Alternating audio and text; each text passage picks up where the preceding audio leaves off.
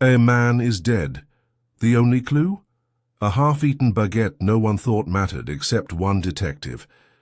Welcome to Clue Hunt. I am your host, Thornwick. Let's hear from you. Drop a comment and tell me where you're watching from today. Reading your hour. Comments is my favorite part of every story. Let's uncover the truth. I've always said New York has three kinds of people.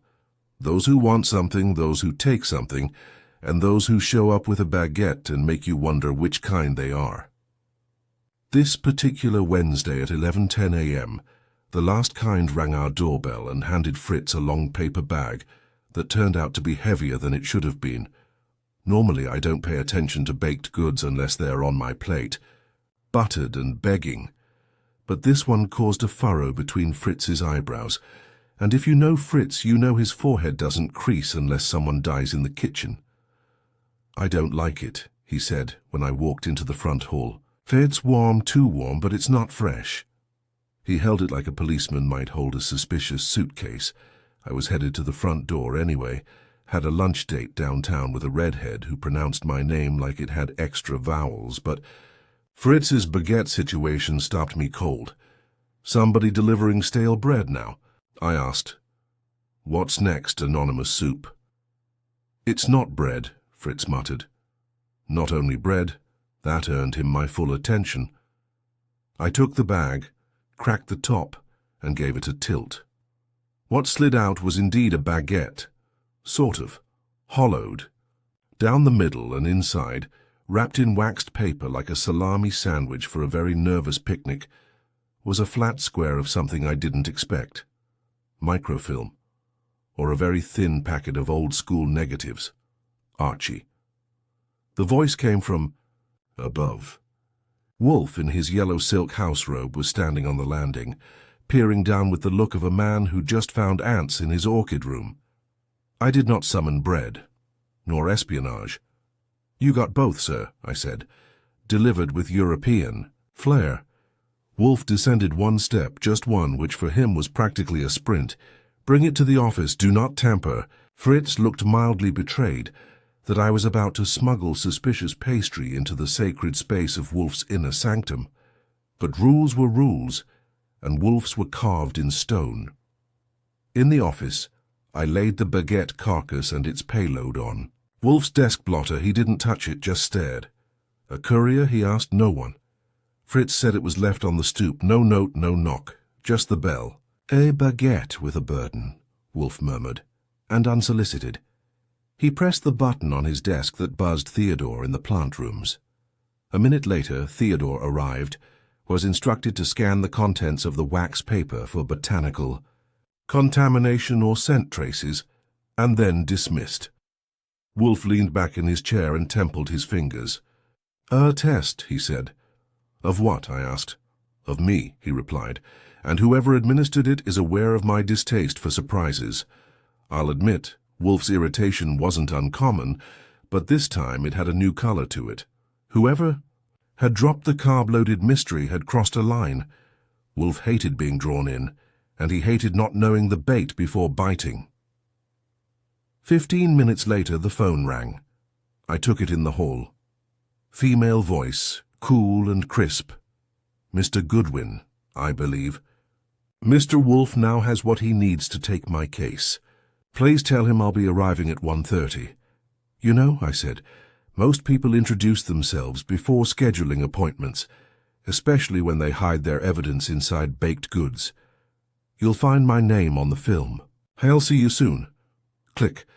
I returned to the office and relayed the exchange. Wolfe sniffed, opened the bottom drawer of his desk, and pulled out the brandy decanter. A sure sign of annoyance, or anticipation. "She knows the schedule," he said. "She knows enough to provoke. That implies familiarity. With you? Possibly. Or with someone who thinks they understand me.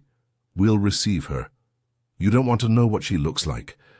Archie, I neither hire nor dismiss clients on the basis of their appearance. You may note her details for your own amusement. I will rely on her words." He reached for a book, opened it, and pretended he wasn't watching the clock. I settled into my chair and flipped through. The negatives again, just enough to see that they showed people. Candid shots, 4 or 5, nothing obvious. But one of them was our front stoop. Yeah, we'd been watched, and that meant Wolfe had already said yes to the case, even if he wouldn't admit it until after lunch.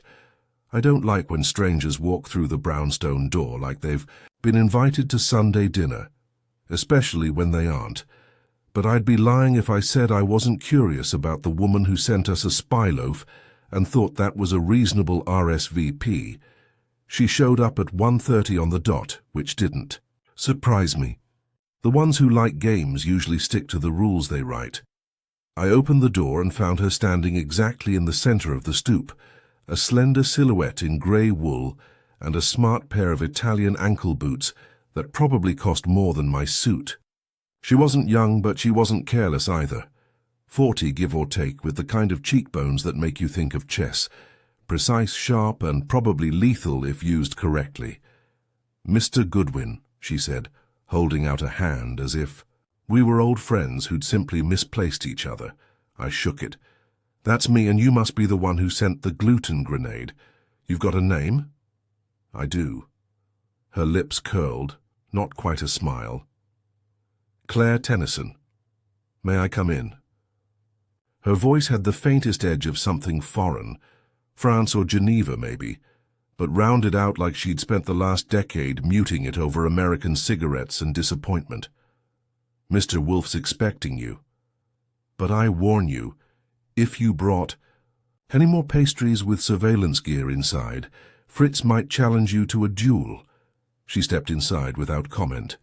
As I took her coat, she glanced around the hallway like a scout measuring enemy terrain. "May I?"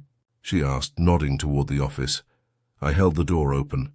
"After you, but tread lightly. He's already been annoyed once today."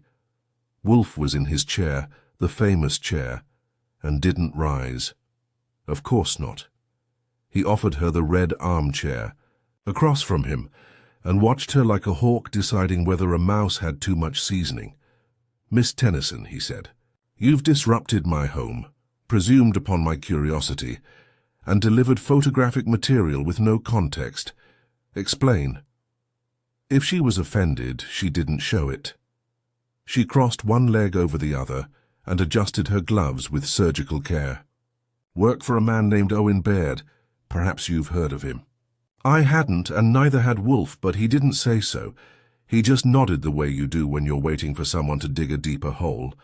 He runs a foundation, global arts development, preservation, patronage, that sort of thing. Wealthy, secretive, highly curated social circle. 3 days ago, Mr. Baird received an anonymous message claiming he was about to be blackmailed by someone within his personal staff. And yesterday his head of security disappeared. Wolfe's eyes didn't move, but his fingers tapped once on the armrest. That was the equivalent of a gasp from anyone else. "Disappeared?" I asked. "Voluntarily?" "That's the question, Mr. Goodwin. There was no sign of struggle, but there was something else. Someone had accessed the digital archives, records, personnel files, donor information, all pulled but not deleted, just viewed. And you think the missing man had help?" Wolfe said. "Not a question, a diagnosis." "Yes," Claire said. "Or he's covering for someone. Or he knew something he wasn't supposed to." Wolfe lifted a hand. "The negatives. They were taken by an external surveillance contractor. I had them printed and extracted before the firm could encrypt the data. You'll notice several include your building." "Yes." Wolfe's tone was dry as a bone in a barrel of salt. "That I did notice. You seem to have taken liberties." Claire leaned forward slightly. "If someone was watching Mr. Baird's people, they were watching his associates too, including me. I had reason to believe your name was on a list they'd accessed, an old donor correspondence from the war years. Perhaps nothing, but it struck me." Wolfe closed his eyes, not out of boredom. He was indexing. "You believe I was a target?" "I believe you're a liability to someone, Mr. Wolfe, whether they know it or not. So yes, I hope to prompt your interest. You are difficult to reach otherwise. He didn't answer immediately, which meant he was interested. I took a closer look at Claire. Her gloves were leather, but the stitching on the thumbs was slightly frayed, like she'd been fiddling with a small metal object regularly. Nervous habit or professional tool? Who had access to the surveillance files before they were pulled? I asked. 12 people, most with clearance. But 2 names stood out. Baird's executive assistant, a man named Jesse Fielding, and the archivist, Marianne Lux. Motives? Claire hesitated. That was interesting. Jesse is young, ambitious, and deeply territorial. He's not the blackmailing type, but he's obsessed with optics. And Marianne, she paused again, Marianne has history. She was briefly married to Baird's late brother. Ah, Wolfe murmured. Entanglement. Yes. But that's not the problem. The problem is someone accessed an old interview transcript between Baird and a confidential donor. You. Now we were cooking with gas. I never gave an interview, Wolfe said. You did, Claire replied. 15 years ago. A conversation. Recorded at your request. Private, but stored in Baird's archive when his foundation took over certain wartime correspondence preservation rights. Wolfe's mouth twisted, which was as close to astonishment as he got. And someone found it. Yes. And unless they were extraordinarily clever, they don't understand its relevance. Yet. And you do? No, she admitted. But I know when things are out of place. Wolfe turned to me. Archie, tomorrow morning you will visit the Baird Foundation under the pretext of verifying donation records for Mr. Nathaniel Parker. He's fictional. Create credentials. You will speak with Jesse and Marianne. Observe, listen, leave nothing behind. I nodded. And Saul? Not yet, Wolfe said. Not until we know what was heard. Miss Tennyson, did you listen to this recording? I've read a transcript. Then you will provide me with a copy. You may leave it at the door if that makes you more comfortable. Claire rose smoothly. You believe me. I believe you have not yet lied, Wolfe said. I reserve judgment. But the game, as they say, is afoot. She smiled finally, fully, and let herself out.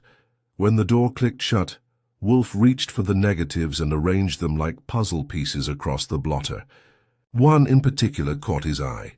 It was a grainy night shot of a man leaving a side service entrance of the foundation building. Not the front door. Not the time for deliveries. Wolfe, I asked. Observe, he said. He is not carrying anything, but his coat is weighed unnaturally to the right. Something flat, possibly paper or film. That may be our missing man. You buying Claire's story? She is intelligent and frightened, Wolfe said, which means she may be telling the truth for reasons entirely her own. He closed his eyes again. A baguette, Archie. Symbol of sustenance and concealment. I grinned. You gonna philosophize about bread now? No, Wolfe said, but I am going to skip dinner. Inform Fritz. That, right there, was when I knew this case was serious. Wolfe never skipped dinner. Not unless war or betrayal was on the menu. By 9 o'clock the next morning, I had a fresh shave, a forged business card in my wallet, and just enough plausible background to convince a receptionist that I was a man who cared deeply about post-war philanthropic paper trails. The Baird Foundation headquarters sat in one of those buildings that tried hard to look understated, brushed concrete, matte steel lettering, tastefully ugly art in the lobby. It was the kind of place that wanted you to feel like history was being preserved inside, but you'd better have an appointment or be reincarnated from someone who mattered. I gave the receptionist a smile, handed her the card I'd printed an hour earlier on Wolfe's private letterhead printer, and said I was there to verify some archival records donated in the name of Nathaniel Parker, alleged cousin of a fictional widow in Albany. That was usually enough to get a clipboard and a polite escort to the elevator. This time, though, the receptionist squinted at my card, made a call, and after a short pause said, "Mr. Fielding will take you down himself." That was interesting. Jessie. Fielding turned out to be younger than I expected, and smugger than I hoped. Early 30s, lean in that cultivated gym-twice-a-week way, with an expression that said he practiced smiling in the mirror and still hadn't decided if it worked. "For him, Mr. Goodwin, is it?" he asked as he shook my hand. "Always happy to accommodate descendants of our donors, though I wasn't aware Mr. Parker had any." I shrugged. "History's full of surprises. Sometimes they get filed in the wrong drawer." He didn't like that answer, but he led me down a long corridor lined with prints of sculptures that looked like melted typewriters. At the end was a secure elevator that took us down to the archival level, climate-controlled, low-lit, and quiet enough that I started thinking about coffins. Jessie paused outside a glass-walled room and turned to me. "We've had some unusual activity recently. Internal audits. If you'd like, I can sit in while you review the files." "That won't be necessary," I said. "I've got eyes and I've got notes. But if you've got coffee down here—" "I won't complain," he almost smiled. "No coffee allowed in the archive room, of course not." He left me with a digital terminal, a login badge, and a clipboard that I made a show of consulting while I scanned the room. There were half a dozen metal shelves, several workstations, and a sealed cabinet labeled Confidential Correspondence. Level 2. That's the one that probably held Wolfe's conversation with Baird. I logged in and poked around like a man trying to verify something vague. I didn't actually open Wolfe's file. Wolfe had made it clear that sniffing directly would alert whoever had been watching, but I found the access logs, and that was enough. 2 users had reviewed the Level 2 files in the past 5 days. One was listed as Fielding J, the other was Lux M. Score 1 for Claire. I made a mental note, shut down the screen and walked a slow circuit of the shelves. Near the back of the room was a workstation with a notebook someone had forgotten. The name M. Lux was written on the corner in small, careful print. I didn't flip it open. Wolfe didn't like poking a snake until you knew what it had. "For lunch." On the way out, I passed a small break room with a woman inside sipping tea, like it might be the only warm thing she'd had in a week. Slim build, grey cardigan, hair pulled back in a way that felt practical instead of vain. She looked up when I passed. Blue eyes. Tired. Smart. "Marianne Lux?" I asked, guessing. She blinked, then nodded. "Yes?" "I'm with the Parker family," I said, "looking into donation records." She didn't ask which records. That was interesting. "I assume Mr. Fielding is assisting you," she said. He pointed me in the right direction. She gave a non-committal smile. "That's rare." "Pardon?" Jessie usually prefers to direct from above. I filed that. Away. "You worked with Mr. Baird's brother, didn't you?" The smile faded. "Briefly, that was a long time ago." "Forgive me. I read something in a Foundation newsletter about shared projects, historical efforts." Her jaw stiffened. "Is there something specific you need, Mr. Goodwin?" I said. "And no, just connecting dots." She didn't like that either, but before she could shoo me off, I gave her a friendly nod and walked out. Back in the cab, I called Wolfe. He picked up after one ring, which meant he'd been waiting. "Report," he said. "Fielding's slick. Smells like ambition and almond soap." He sat me next to the Level 2 files and watched my hands. "And Lux?"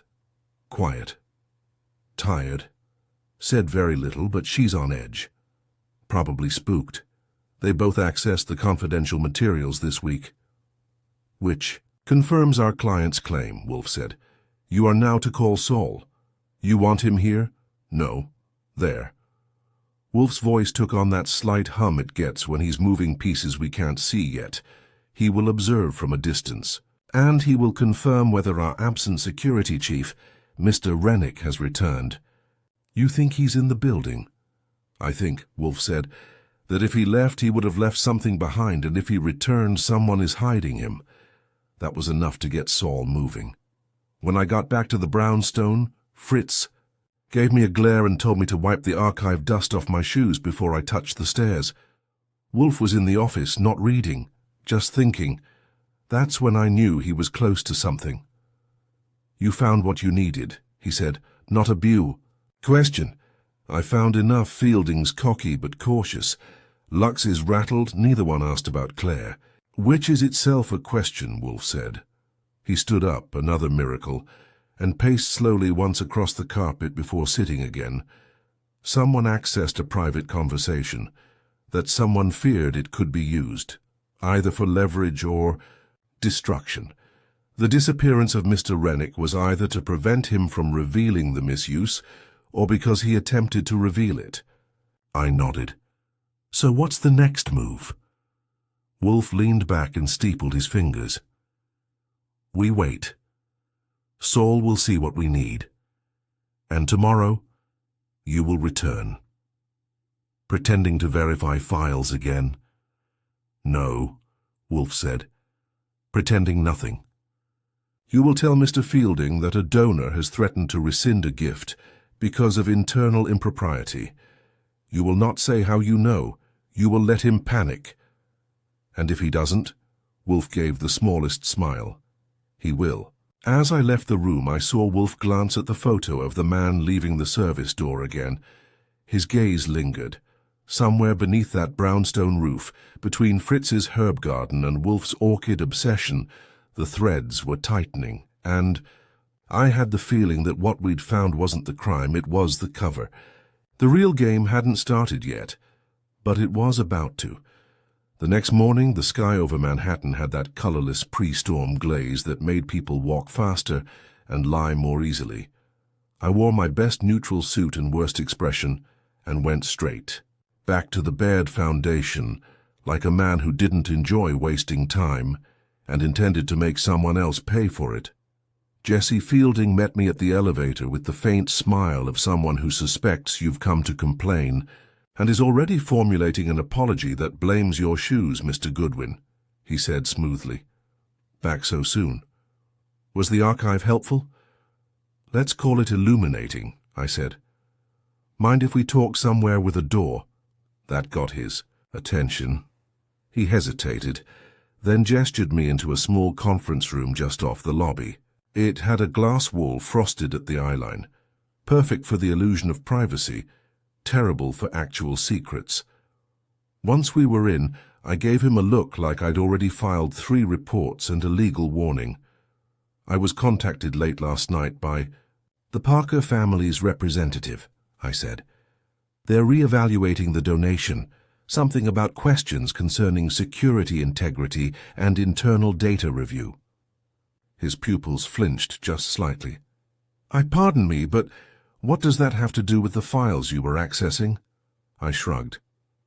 I don't know what it has to do with.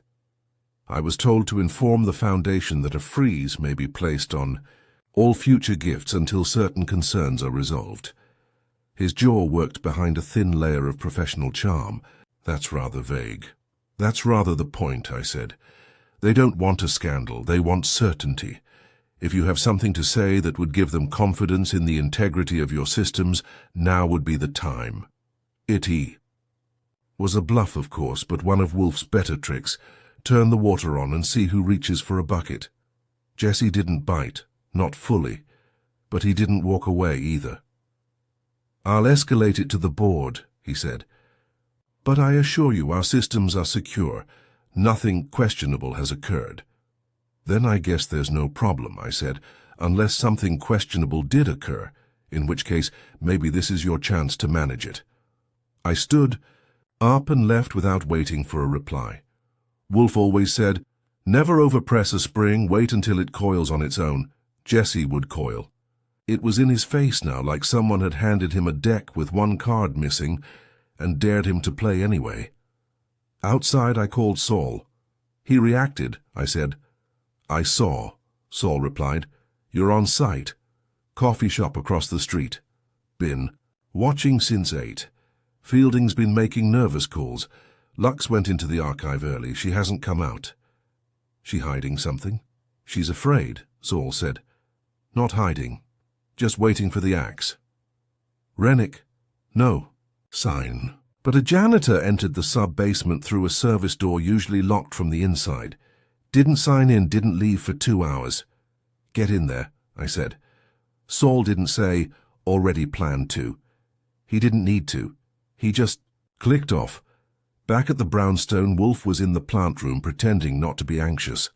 When I filled him in, he nodded once and reached for the beer Fritz had left on a white linen napkin. Fielding is the fulcrum, he said, and Lux is the weight. Saul's checking the sub-basement. Good, Wolfe muttered.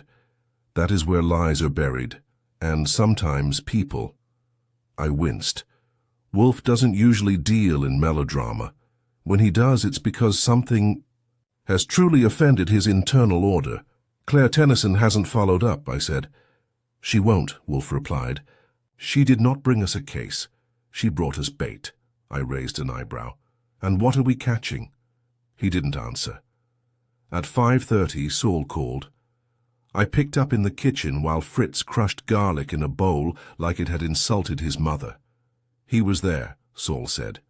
The sub-basement has a storage room behind a secondary wall, soundproofed, locked from the inside. Rennick? Tied up, alive, weak. But he talked. Saul's voice had a rare tightness. He says he overheard Jesse and Lux arguing last week about the Baird transcript, yours. Apparently Jesse discovered it first, panicked, and planned to use it to leverage a seat on the foundation board. Marianne threatened to expose him. That night Rennick was attacked. By Jesse. He doesn't know. Someone hit him from behind. But Jesse had a key to the lower level. I didn't ask why the foundation had a secret room with a lock. On the inside. When men start building vaults for paper, it's never about preservation. Wolfe was in the office when I came in. He listened to the report without blinking. Marianne didn't act, he said. She's scared, I said. She's got a past with the family. She probably figured if she exposed Jesse, they'd dig into her too. Cowardice, Wolfe muttered. But understandable. He reached for the phone. Archie, have her summoned. Here. You think she'll come? She is seeking absolution, Wolfe said. We will give her the opportunity to ask for it. I called the foundation and left a message with the receptionist. Said it was about the transcript. Said Wolfe had something she needed to hear. At 7:10 that evening, Marianne Lux rang the bell. She looked thinner than yesterday, like worry had taken a long lunch. Her cardigan was the same, but now it looked like armor. I took her coat. She stood stiffly in the front hall, eyes darting across the wood trim, the light fixtures like she was committing it all to memory. Wolfe didn't rise when she entered the office. Of course he didn't. But he did incline his head slightly. Miss Lux, he said, you are here, that is commendable. She sat down slowly. You said you had information about the file. I do, Wolfe said. I also have your colleague, Mr. Rennick. Her breath caught. He's alive. Yes, Wolfe said. In poor shape, but alive, and willing to speak. She clasped her hands tightly. I noticed her nails, short, bitten to the quick. I didn't hurt him, she said. I didn't. Noika, but you did know Jesse Fielding had accessed the conversation between myself and Mr. Baird, Wolfe said, and you confronted him. She didn't speak. Miss Lux, Wolfe said gently. He intended to use that recording to manipulate Mr. Baird, likely to discredit others, to suggest improprieties, perhaps to extract a controlling vote. Yes? Yes, she whispered. But I thought, if I kept quiet. You hoped the problem would resolve itself, Wolfe said. It did not. And a man nearly died. She bowed her head. Miss Lux, I require from you a written statement, detailing everything you know, Jesse's plan, your knowledge of it, what you saw, and then you will accompany Mr. Goodwin and myself tomorrow morning to the board of the Baird Foundation. Her head snapped up. Why? To prevent the rot from spreading, Wolfe said simply. She swallowed, nodded, and pulled a notebook from her purse. I left her writing under Wolfe's watchful eye, and went to the kitchen. Where Fritz had laid out duck confit and white asparagus with lemon, he raised an eyebrow. "She's writing," I said. "Jessie's going down, Rennick's alive, and Wolfe's appetite's coming back." Fritz made a small grunt of approval. At 9, Wolfe dismissed Marianne with instructions and a car to take her home. I saw her off, then returned to the office. "Well?" I asked. Wolfe poured himself a brandy. "She will tell the truth," he said, "and tomorrow the truth will be recognized." I nodded. "You think Jessie's the one who hit Rennick?" "I do not think," Wolfe said. "I know," I grinned. "Care to share?" "No," he said, "not yet." He closed his eyes. The brownstone was quiet again. For now. But Wolfe was assembling his pieces, and the next move would be checkmate. Marianne Lux returned to the brownstone at exactly 9 the next morning, her posture straighter than the day before, though she looked like she hadn't slept. I offered her coffee. She declined, but not with the practiced reserve of someone being polite, more like she didn't trust her hands not to shake. Wolfe was in the office, seated and still, his gaze fixed on nothing. It was the look of a man who had already solved the problem and was now just waiting for the world to catch up. He didn't acknowledge her entrance with words, only a slight lift of his head. She sat in the red chair again and placed the written statement, 5 handwritten pages in blocky, meticulous script on Wolfe's desk. "Good," he said simply. "You will accompany us." She blinked. "Us?" "Yes," he said. "Mr. Goodwin will drive. I shall speak. You shall confirm." I didn't bother hiding my surprise. Wolfe almost never left the brownstone unless death, orchids, or government subpoenas were involved. If he was going to the Baird Foundation himself, it meant this wasn't just a case, it was a verdict. Fritz had already arranged the car. It wasn't a limousine, but it was quiet, black, and suitably impressive. Wolfe climbed in like a bishop accepting exile, with Marianne beside him clutching her bag like it held more than a wallet and a comb. I drove in silence, weaving through midtown traffic, watching Wolfe in the mirror. He didn't look nervous. He looked resolved. The Foundation's receptionist blinked twice when Wolfe walked in. I would have paid for a photograph. Jessie Fielding appeared almost immediately, summoned by her stammered announcement, and his smile twitched when he saw us. 3 people he hadn't invited and didn't want. "Mr. Wolfe," he said, trying to sound gracious. "I didn't know you'd be—" "You didn't," Wolfe interrupted. "Take us to the boardroom." "I'm not sure that's—" "You are," Wolfe said. "Unless you would prefer I deliver my findings to the press, I understand the Times still appreciates intellectual drama and crime." That did it. Jessie turned and led us down the hallway, past the office with the melted typewriter art, into a conference room that looked like a Scandinavian monastery, minimalist table, tall-backed chairs, and an air of forced calm. There were already 4 people seated. The board, I assumed. Claire Tennyson was among them. Interesting, Wolfe didn't wait to be introduced.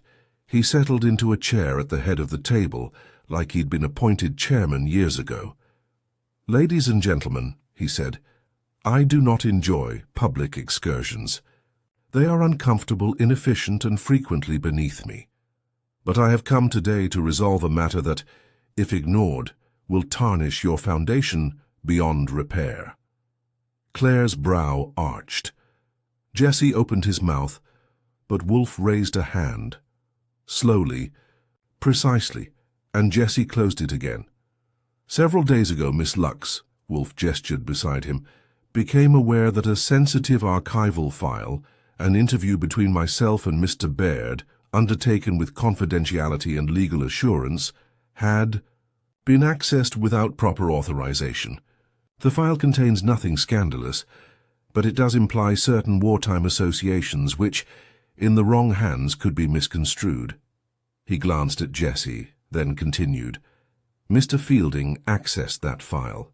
He then planned to use its content, selectively, quoted out of context as leverage, to discredit certain members of this board to acquire more authority. Claire's lips pressed into a flat line. The older woman seated next to her turned to Jessie. "Is this true?" "No," Jessie said, quickly, too quickly. "Absolutely not. I was conducting a routine audit." "He attempted to coerce Miss Lux," Wolfe continued, overriding him. "She refused. He silenced her through intimidation and lies. And when Mr. Rennick, your head of security, discovered this conspiracy, he was assaulted and confined to a hidden basement storage room, where he remained for 2 days. He is recovering now and has spoken." Jessie stood. "This is absurd. You have no proof.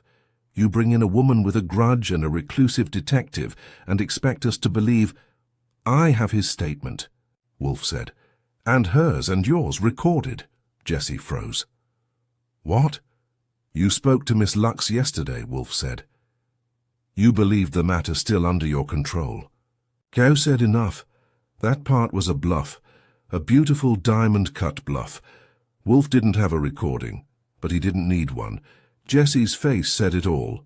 "I never touched Rennick," Jessie said, but he was pale now, and sweat was blooming at his collar. "No," Wolfe said. "You hired someone. The same janitor who accessed the lower sub-level without clearance. Saul Panzer, my operative, identified him. We have photographs. Your plan failed, Mr. Fielding."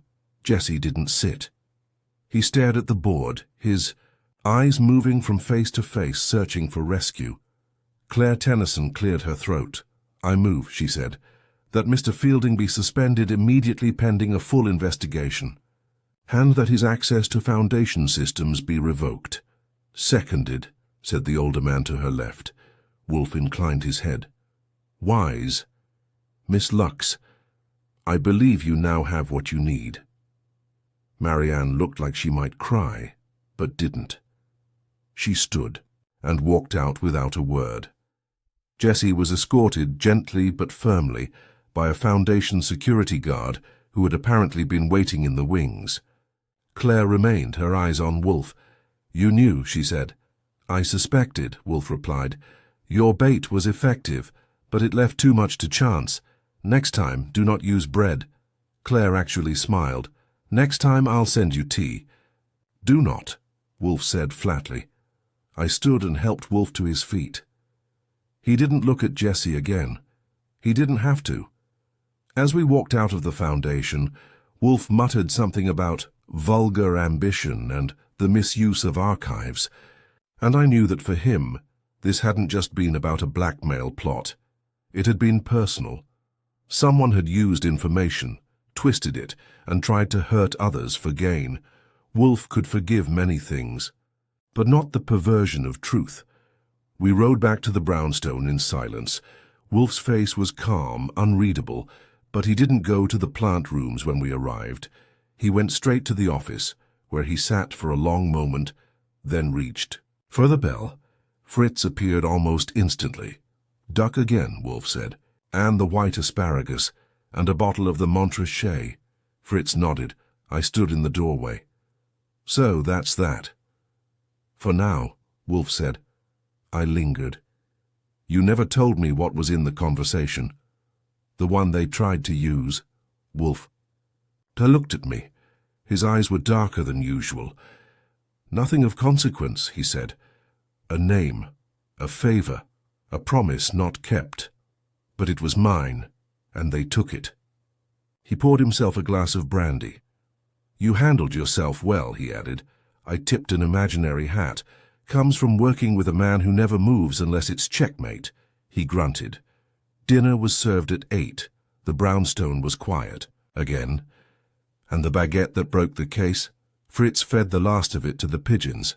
If Nero Wolfe had been a cat, that evening he would have been purring. He didn't, of course. He grunted. He sipped. He ate duck confit with the sort of solemn reverence usually reserved for sacramental wine. But the signs were there, the way he tapped his fingers together between bites, the absence of his usual post-case griping about the indignity of leaving the house, the way he let Fritz describe the asparagus in 3 full sentences before interrupting. The cut. Storm had passed, and Wolfe was in his element, victorious, vindicated, and back in his chair. I, on the other hand, wasn't ready to call it a day. Too much about the whole affair still rattled like a loose floorboard. We had exposed Fielding. Sure. We'd hauled Marianne Lux out of the quicksand and restored Wolfe's precious wartime memory from being twisted into a career ladder for a smarmy executive. But something was off. It hit me around 9:30 that night, while I was filing Wolfe's typed-up case notes and polishing my shoes. A real Archie Goodwin 2 for 1. I remembered Claire Tennyson's face in the boardroom, calm, crisp, and far too pleased. Wolfe always said, when someone walks away clean from a dirty room, you ought to check their shoes. So I walked back into the office. "Wolfe," I said, "you trust Claire?" He glanced up from a book on 19th century Catalan cookery. "No, that was fast." "She played her part," I said. "She got us into the case, baited the hook. She helped bring Jesse down." "She orchestrated the exposure of Jesse," Wolfe corrected. "She brought me in not to save the Foundation's integrity, but to remove a threat." "You think she knew what he'd done?" "I think," Wolfe said, "that Claire Tennyson is too precise to be surprised." I leaned against the edge of his desk. "So she knew he'd found the interview. She suspected, perhaps even gave him the hint that led him to it. And Marianne? Collateral. Claire knew Marianne's loyalty to the Foundation would keep her quiet." I shook my head. "Then why risk involving us?" "Because Jesse was sloppy," Wolfe said. "He didn't keep the leverage to himself. He boasted. Perhaps to Claire, directly. Perhaps through implication. He made himself dangerous not only to the Foundation but to her position, her seat on the board." "Precisely." Wolfe closed his book with a soft thud. "She gave us a loaf of bread and a trail of breadcrumbs," he said. "But only the trail she wanted us to follow." I frowned. "She didn't care about Rennick. She didn't know Rennick was imprisoned. Had she known, she wouldn't have risked bringing me in. That was the variable, the misstep. So what do we do?" Wolfe scowled. "We do not take victory from a false ending." I grinned. "You want her in this office?" "Yes." "She won't come back easy." "She will," Wolfe said. "She wants to know if I know, and she will come to see if I do." He paused. "Tomorrow, 11. Invite her for a final consultation. On the record classification. Implied closure, she'll come." I wrote the message myself and sent it that night. No courier, no phone. Wolfe said Claire respected appearances. She wouldn't ignore a handwritten invitation, especially not one that suggested Wolfe was tying up loose ends. At 10:58 the next morning, she rang the bell. I met her at the door with a smile and her favorite blend of amused suspicion. "Miss Tennyson," I said. "Welcome back. Mr. Goodwin," she said, stepping past me with a scent like amber and very good judgment. "Mr. Wolfe mentioned something about record integrity?" "He did," I said. "He's waiting." She entered the office like she was meeting a rival CEO. Wolfe didn't rise, of course, but his tone was surprisingly warm. "Miss Tennyson, you are prompt." "I always am." "Excellent," Wolfe said, "because so are consequences." She paused just half a second, then crossed to the red chair and sat. "You believe there are still consequences," she said. "I do." Wolfe leaned back and templed his fingers. "You orchestrated Jesse Fielding's fall not because of altruism, but because he became a liability. A blackmailer, yes, but a careless one. One who saw the archive not as history, but as currency. You, Miss Tennyson, value control, not corruption. Control." Claire didn't answer. Her mouth was tight, but her eyes sparkled with the kind of tension you only see in poker finals. "You did not know he had harmed Mr. Rennick. That was not part of your plan. But you did know Marianne Lux had become frightened, And you knew. Based on her disposition, that fear would paralyze her, not drive her to action. "You're making assumptions," she said quietly. "No," Wolfe said. "I am describing patterns, your pattern. You placed the bait in the baguette because you knew it would reach me. Because it was just absurd enough to override my distaste for novelty. You gave me just enough to start and no more." He leaned forward slightly. "But you did not expect I would uncover the full breadth of the scheme, that I would discover Rennick, that I would see you." Claire inhaled once, controlled. "You were the one person who benefited no matter what," Wolfe said. "If Jesse succeeded, he would owe you. If he failed, you were clean. And now, you are freer than ever. The board is destabilized. You will rise." "And what is it you want, Mr. Wolfe?" she asked. Her voice had dropped to velvet, but the corners were steel. "A confession. Regret. A second round of justice?" Wolfe shook his head. "No. Only acknowledgement. I wish to be clear." "About what?" "About the fact that I am aware that should you return to my doorstep, seeking assistance with a future matter, I will refuse it. That your conduct was clever but not invisible. That morality, Miss Tennyson, is not a game of avoidance, but of choice." She said nothing for a moment. Then she stood. "Well," she said, "that is disappointingly final." "It is," Wolfe agreed. "You would turn down future cases from me on ethical grounds?" "I would," he said. She considered that. "Even if I offered information no one else had?" Wolfe smiled faintly.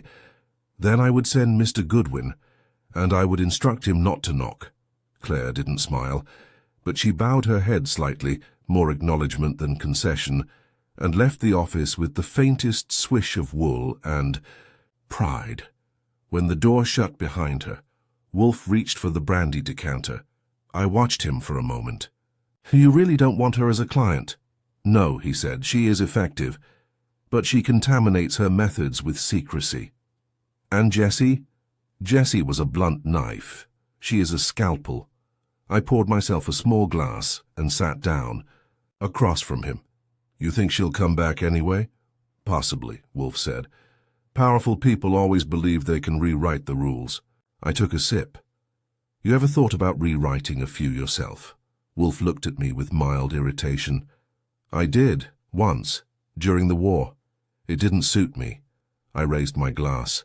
"To the baguette." He snorted. "May no further revelations arrive in carbohydrate form." The office went quiet again, except for the clock. We were back to peace, for now. That afternoon the rain came. Not the dramatic kind with thunderclaps and brooding clouds, but the slow, steady drizzle that makes New York feel like it's trying to forget its own name. Fritz was in the kitchen making veal stock, and the brownstone had that comforting smell of simmered bone and damp books. If you ask me, that's as close to sacred as a city dwelling can get. Wolfe was back in his chair, sifting through correspondence, his lips pursed in a way that suggested deep irritation or intense digestion, possibly both. I'd spent the better part of an hour arranging the case files, double-checking the carbon copies of Marianne Lux's statement, and writing a cover summary in my finest Goodwinese for our own records. You'd think we were done. That's what I thought anyway. Until Saul Panzer called, he doesn't waste syllables. "Archie, you got a minute?" "For you, always," I said. "Unless this is about chess, clams, or borrowing another one of my ties." "None of the above. Something's off." I straightened in the chair. "Talk to me." After the board meeting, I stayed on the foundation building. I figured Jesse Fielding would try something, run, cover, threaten. He didn't. He went straight to his apartment. Maybe he's smarter than we gave him credit for. No, he made 2 calls, one to his lawyer, the other was interesting. Saul paused, which he never does unless the next part deserves drama. He called Claire Tennyson. I frowned. "Did they talk?" Briefly, he asked, "You're not going to let this stick, are you?" She said, "You made yourself expendable, Jesse. I just let the truth do the rest." Then she hung up. Not exactly a warm farewell. No. But here's what caught me. The next morning, Tennyson took a car uptown, not to her office, not to the foundation. She went to a storage facility, spent 20 minutes inside, came out with a folder and a flash drive. That got my attention. She looked around, Saul continued. Didn't see me. She gave the folder to a courier, private, and kept the drive.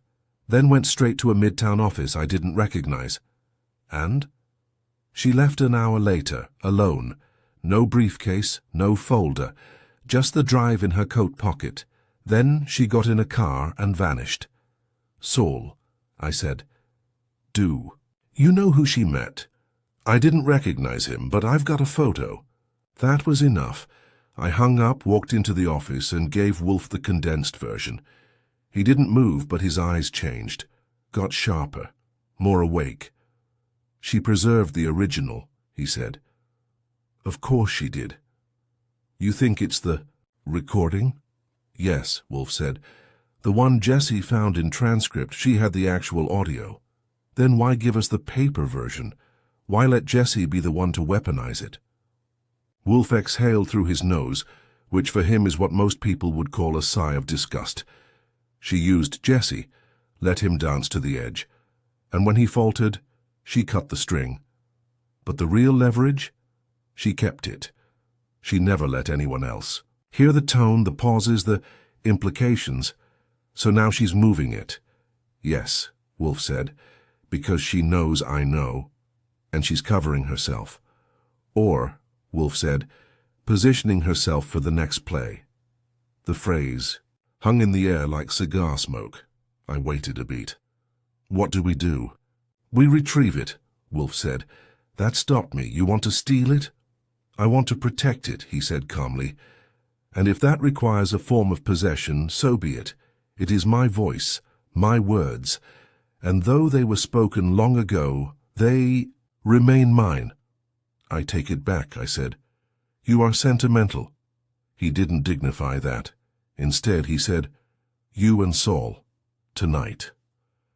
He handed me a list of addresses, storage facilities, off-site data lockers, a few downtown offices Claire was known to frequent. Wolfe had been keeping tabs. Of course he had.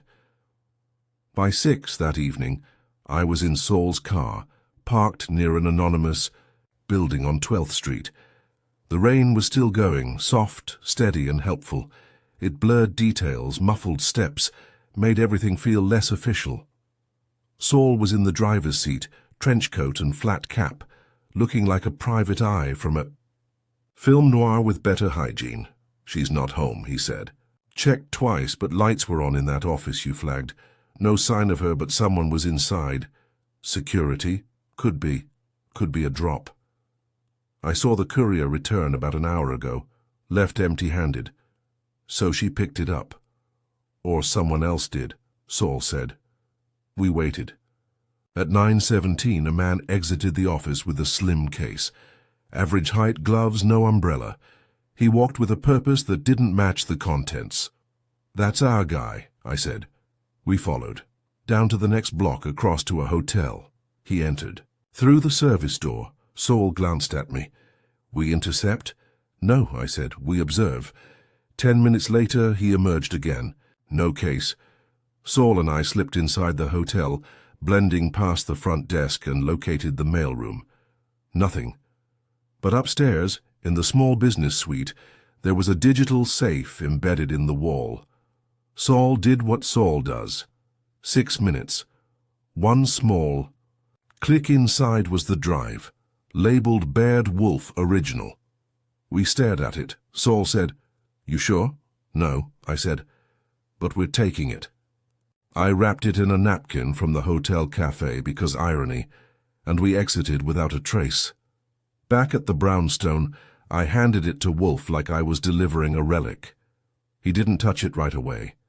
He stared at it, then said, Lock it in the wall safe. I will not listen. Not yet. I paused. Why?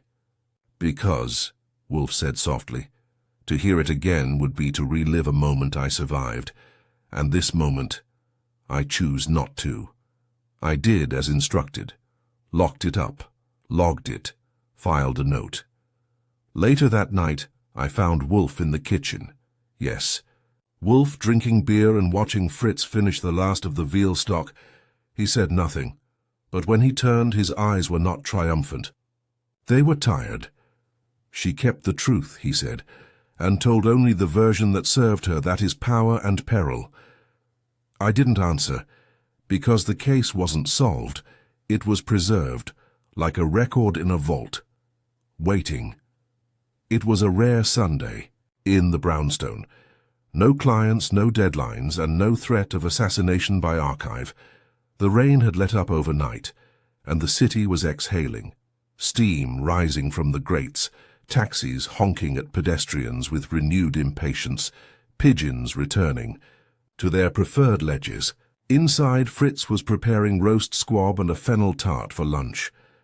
Wolfe was, as expected, in the plant rooms with Theodore, discussing the alarming temperament of a Miltonia that refused to flower. And I, Archie Goodwin, was doing the one thing I hadn't done since this whole thing started, sitting still. The flash drive was in the safe. The transcripts were filed. Jessie Fielding was suspended pending a board investigation, and Claire Tennyson had retreated into silence. No follow-up calls, no mysterious envelopes, not even a thank you baguette. It should have felt finished. But it didn't, because Wolfe, for all his bluster and precision, hadn't issued a final word. Not the kind he usually saves for the end of a case, delivered with that ponderous weight he likes to add when he's winding down from triumph and sliding into reflection. I'd seen the signs for days.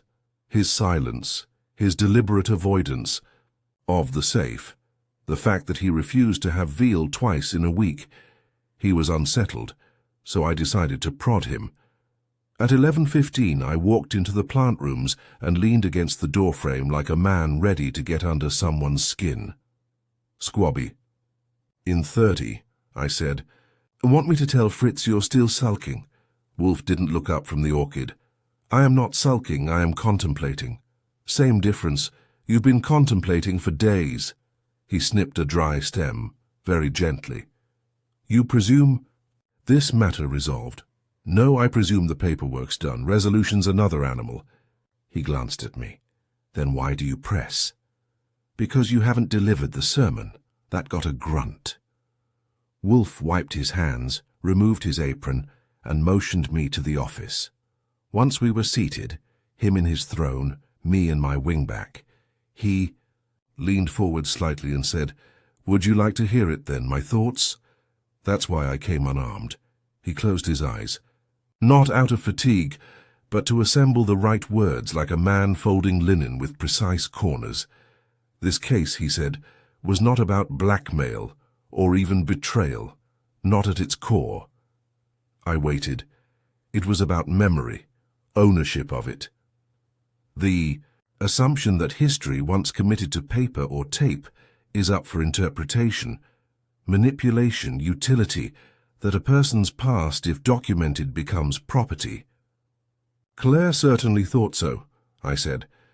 Yes, Wolfe said, but she is not unique. She is only a recent example of an enduring fallacy. The belief that what is remembered can be repurposed. He paused. I gave that interview to Owen. Bared in confidence, I was specific. He had a reputation for discretion. We spoke of wartime choices, minor ones to some, but to me they were meaningful. I advised a man in 1944 to withhold a shipment of aid to a specific resistance group, not because I doubted their cause, but because I had uncovered that the head of their local command was, in fact, funneling resources to a private militia. The nuance of that judgment, its consequences, never made the transcript. Only the redacted version. So, I said slowly, if someone were to hear just the clip, they would conclude that I opposed the resistance, Wolfe said. That I deprived them. I leaned back. No wonder Jessie liked it. Yes, but he didn't understand it. Claire did. And she used that understanding, I said. She did, Wolfe said, without ever speaking the truth aloud. Silence stretched for a moment. Outside, a horn honked. You said something back when this started, I said. This is a test, Wolfe nodded. Yes, I was not wrong. Whose test? My own, he said, or perhaps the world's. I waited, but he didn't. Elaborate, so I stood. You know, Wolfe, not to get philosophical, but it's funny. Please don't, I ignored him. We spend all this time cracking cases, dragging people's secrets out like laundry on a line, and then the moment someone gets your linen into the wind, he opened one eye. You presume I am rattled. I presume you're not finished. At 18, that Wolfe lifted himself out of the chair and walked to the safe. He opened it slowly, removed the flash drive and held it in his palm. Then he did something I didn't expect. He walked over to the fireplace and dropped the drive into the flames. I moved like I was going to stop him. I didn't, but I moved. Wolfe, I no longer require it, he said. I know what I said, I know why I said it, and I know what it became. He watched the flame take it. The little plastic shell melted, gave a faint pop, and was gone. Claire may have made copies, I said. She did, Wolfe said. But she cannot erase her own involvement, not from me, and I suspect she knows that now. Think she'll come back? Eventually, he said. People like Claire Tennyson always return because the world is not interested in their restraint, only their results. I nodded. Then Fritz entered with a silver tray. Lunch, he said, and a call from Miss Lux. She sends her thanks. Wolfe grunted. She's welcome. I hope she finds peace in obscurity. Fritz raised an eyebrow, then left. I poured 2 glasses of white burgundy, slid one across the desk and raised mine. To peace, I said. Wolfe didn't lift his glass, just looked at it. Archie, he said, peace is not a reward, it is a privilege. One must be worthy of it. I tilted my glass anyway. Then here's to trying. We ate. The squab was flawless. The tart was perfect. Outside, the rain stopped for good, and inside the brownstone, silence reclaimed its throne. It was 2 weeks before anything else moved. Wolfe had returned to his normal rhythms, mornings in the plant rooms with Theodore, afternoons with a book and a bottle of beer, evenings devoted to Fritz's menus, and the occasional unsolicited request for help from someone desperate, eccentric, or both. Most of these were ignored. I, for my part, was glad for the quiet. We'd had enough drama lately to last until next fiscal year, but in this business, quiet is never permanent. It just means the next shoe is tying its own laces. The mail came. At 10:15 that morning, nothing unusual. A few bills, 2 thick envelopes from Wolfe's publishers, and 1 slender white letter with no return address. Handwritten, high-quality paper. I turned it over twice before handing it to Wolfe. He took it without comment and slit it open with a gold knife he kept in his desk drawer for ceremonial correspondence. He read it once, then again. Then, slowly, he set it down and said, Claire. Tennyson is dead. That was not what I expected. Dead. Yes, I picked up the letter. The writing was clean, looping, female.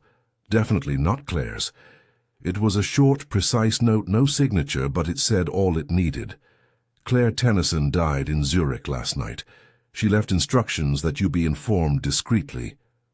The circumstances were peaceful. She sends you her respect. That is all. I stared at it. Peaceful? I said. You believe that? No, Wolfe said. Not entirely. He reached for the brandy bottle at 10:30 in the morning, which for Wolfe was a gesture of deeper unease than shouting.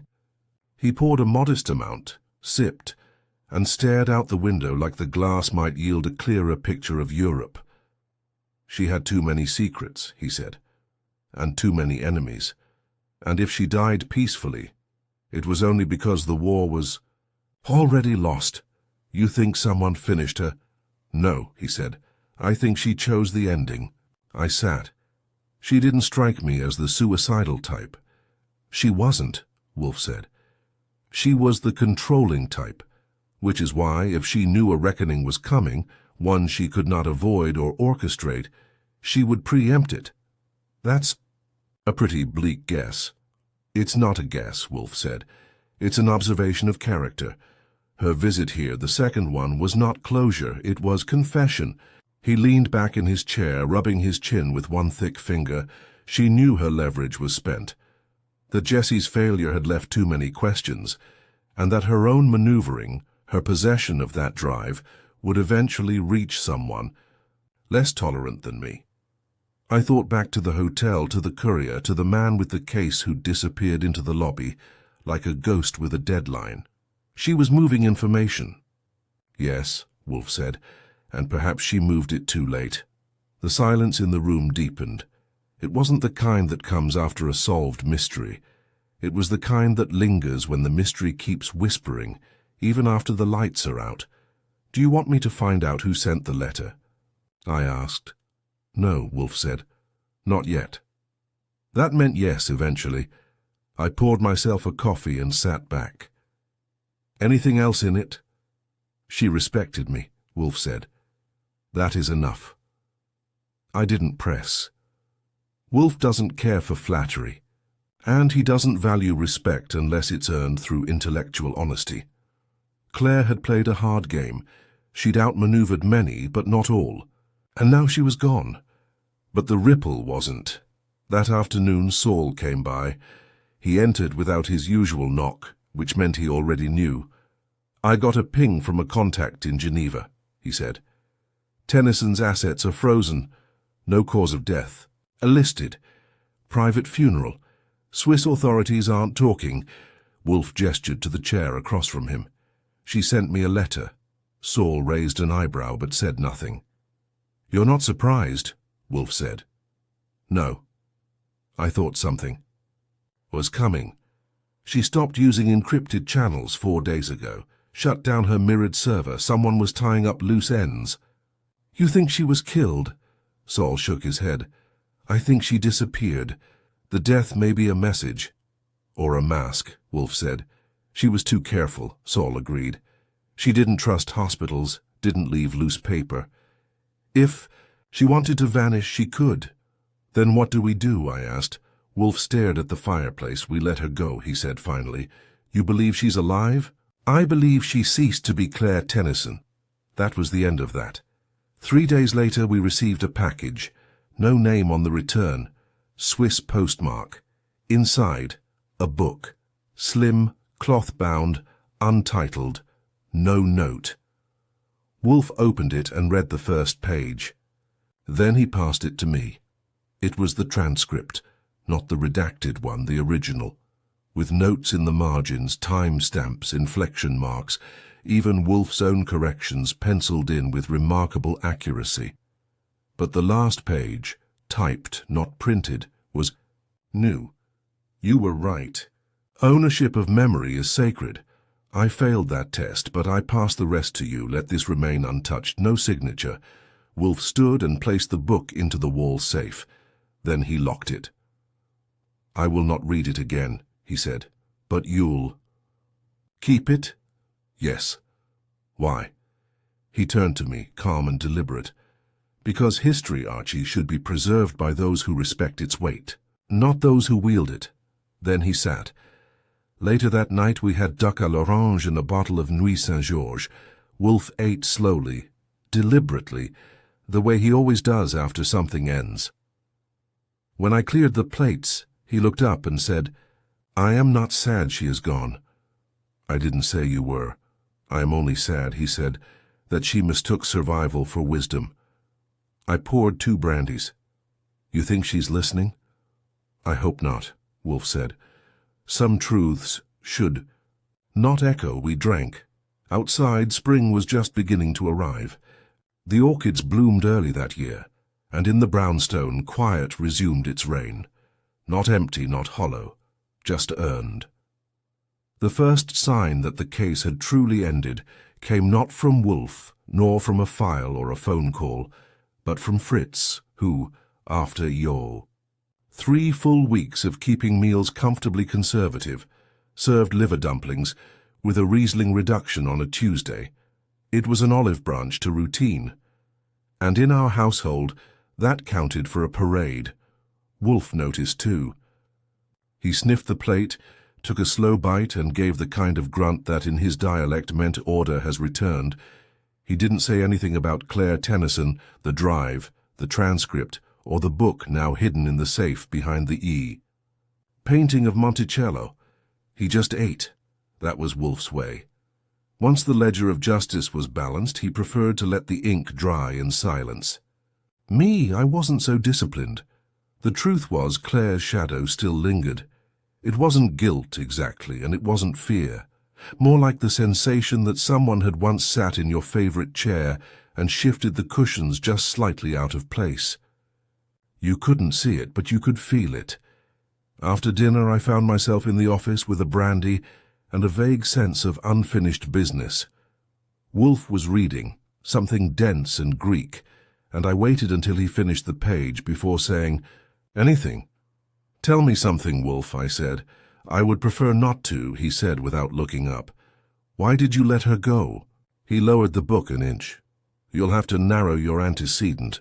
"Claire," I said, "you knew she wasn't finished. You knew she had the full recording. She'd manipulated Jessie, orchestrated the whole mess to protect her position, and yet you never called her out in public, never forced her hand." Wolfe exhaled slowly through his nose. "She was already undone." "Not legally."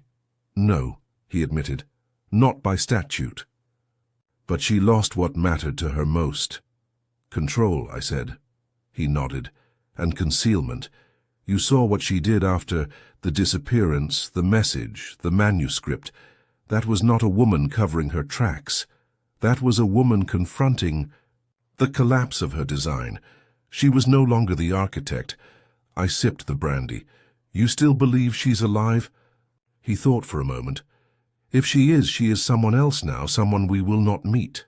I let that settle. It was like talking to a priest about a particularly devout sinner. "So that's it," I said. "Close the book. Lock the drawer." "Precisely," he said. "The matter is archived." But he didn't return to his reading right away. He looked at the fire. Then at me. "Archie," he said, "there is a temptation in this line of work to treat resolution as synonymous with justice." "It is not." "Go on," I said, because I knew he would. "Justice is balance," he said. "But resolution is only the silence that follows." "Like a cemetery?" He frowned. "Don't be crude." "I'm saying some silences have headstones." Wolfe nodded. "And others have roots." That was his way of saying. This silence, this ending, had a kind of life to it. Not because it was satisfying, but because it grew from truth, however bitter, however bent. "Claire left you the truth," I said. "She left me the choice," Wolfe corrected, "to hear it again, to decide whether to preserve it or destroy it. And you destroyed the copy, and preserved the lesson." That was Wolfe in a nutshell, despising sentimentality yet carrying more of it than anyone would ever guess. We sat in the quiet for a while. I let the fire do the talking. Then, around 10, the phone rang. Wolfe didn't flinch, which meant he expected. "Kid," I picked it up. "Goodwin here." "Mr. Goodwin, this is Saul." That got my attention. "Evening, Saul. What's up?" "There's been a breach at the Zurich data archive. Someone attempted to access a legacy account tied to a defunct trust fund. The client name, Claire Tennyson." I covered the mouthpiece. "Zurich. Data breach. Claire's name." Wolfe's eyes didn't move. "Of course." I went back to the call. "Was anything taken?" "No. But whoever tried had intimate knowledge of the account structure. If Claire's really dead, it wasn't a guess."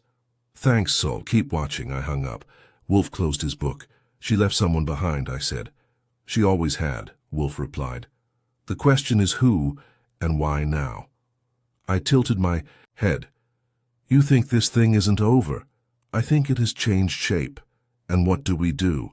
Wolfe stood, slowly. The hour was late, but something in his bearing had reawakened. "We wait," he said, "and we watch. But more importantly, yes? We do not speculate.